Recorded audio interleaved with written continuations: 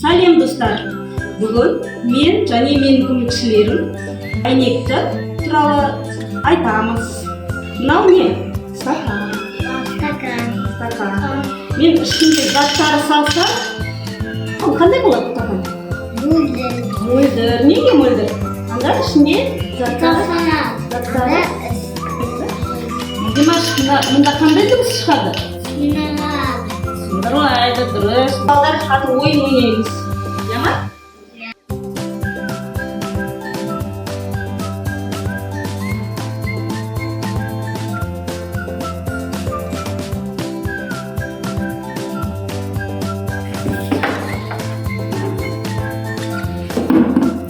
Не ол?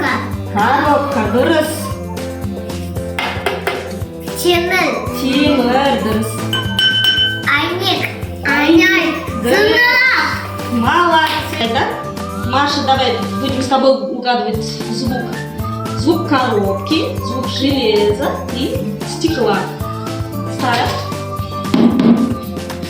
Что это, Маша? Коробка, молодец. Стекло, молодец.